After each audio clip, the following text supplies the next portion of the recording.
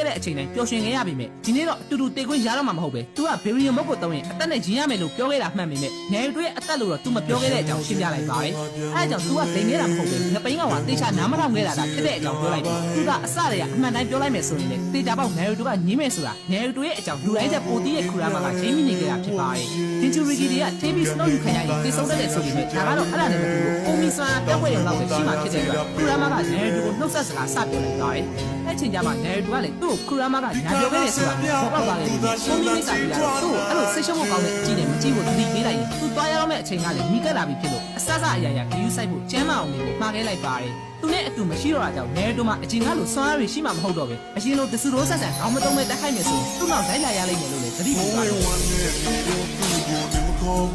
ပြုံးနေစီလို့ဂျုံနဲ့ရုပ်တွေငါဝယ်ထားတယ်မမုံနဲ့ဘုံရင်ကမတိတက်ခဲ့ပြီးမှဒီချိန်မှာမင်းရလက်ကိုပြန်တွေးပြီးတော့အော်ငုံနေခဲ့ပါရဲ့လူပြီးငယ်တုန်းကလည်း Ace Stadium လို့ထင်ပြီးတော့ငိုနေရကြမလို့ Ace စုပါကိုလည်းခံခဲ့ရဘူးပါတယ် Ace ဟာလူပြီးလို့ပြောညံ့ညံ့ညီလေးကိုထားပြီးတော့ဘယ်တော့မှမတင်နိုင်ဘူးဆိုပြီးတော့ဂတိတွေပေးခဲ့ပေမဲ့အခုကျတော့လူပြီးရှိမှပဲတည်ဆုံးသွားခဲ့ရပါပြီကပ်တယောက်လည်းအတော်လေးကိုခံစားနေရပြီးတော့ရောဂျာသူ့စီကို Ace ကိုလာအပ်ခဲ့တဲ့အကြောင်းတွေကိုပြန်တွေးရင်းနဲ့ငိုနေမိခဲ့ပါတယ် Ace တည်သွားတာကိုမြင်လိုက်ရတဲ့ YB ရအဖွဲ့သားတွေအားလုံးရဲ့ငိုတံဟာစစ်ပွဲကြီးကိုဖုံးလွှမ်းသွားခဲ့ပါပြီဒီမြင်ကွင်းကိုစာပိုဒီကားတွေလည်းတီးလိုက်ရပြီးတော့အတော်လေးကိုအံ့ဩနေခဲ့ကြပါရဲ့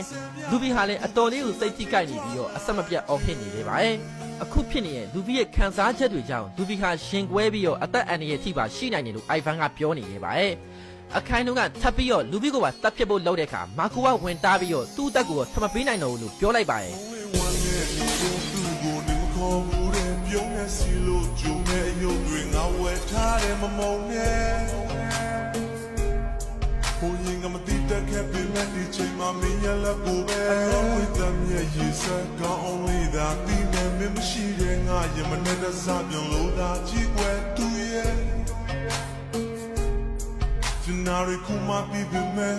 မင်းငါရှိမနေခဲ့